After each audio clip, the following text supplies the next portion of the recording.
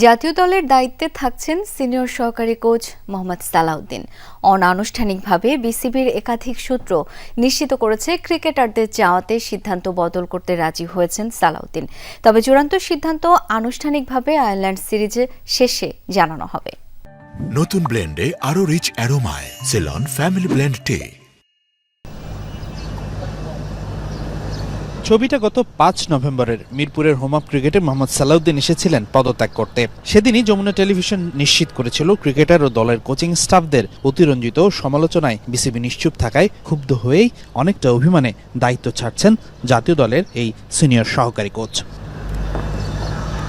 কথা ছিল আয়ারল্যান্ডের বিপক্ষে সিরিজ শেষেই আর দলের সাথে কাজ করবেন না তিনি, কিন্তু পরিস্থিতি বদলেছে। বাংলাদেশ টেস্ট অধিনায়ক নাজমুল শান্ত সহ দলের অন্যান্য ক্রিকেটাররা মোহাম্মদ সালাউদ্দিনকে চান দলের সাথে। দলের অধিকাংশ ক্রিকেটারের চাওয়াই নাকি এমন। গুঞ্জন আছে ক্রিকেটারদের পক্ষ থেকে আইরিশ সিরিজে ব্যাটিং কোচের দায়িত্ব পালন করা মোহাম্মদ আশরাফুল সালাউদ্দিনকে দায়িত্ব না ছাড়ার অনুরোধ করেছেন। সবার চাওয়াতেই নাকি সিদ্ধান্ত বদলাতে রাজিও হয়েছেন এই অভিজ্ঞ কোচ। তবে আনুষ্ঠানিকভাবে কোনো পক্ষই এখনো নিশ্চিত করে কিছু জানায়নি, কিন্তু বিসিবির একাধিক সোর্স নিশ্চিত করেছে ঘটনার সত্যতা। কিন্তু আনুষ্ঠানিকভাবে চূড়ান্ত সিদ্ধান্ত জানানো হবে আয়ারল্যান্ড সিরিজের পরেই। এদিকে বৃহস্পতিবার সকালে মুশফিকুর রহিমের ১০০তম টেস্টে সেঞ্চুরি করার মুহূর্তের সাক্ষী হবার পরপরই বিসিবির একাডেমি মাঠে হাজির হন মোহাম্মদ সালাউদ্দিন, শন টেইট, আশরাফুল, মুস্তাক আহমেদরা।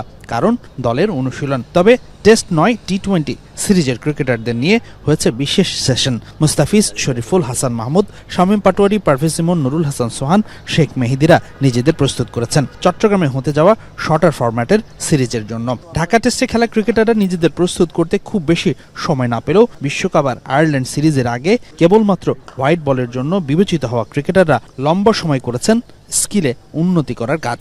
সবশেষ সিরিজে ক্যারিবিয়ানদের কাছে হোয়াইট ওয়াশ হওয়ার গ্লানি ভুলে এবার আইরিশদের বিপক্ষে সিরিজ দিয়ে ঘুরে দাঁড়াতে চায় বাংলাদেশ। হাসানুর রহমান, যমুনা স্পোর্টস, ঢাকা।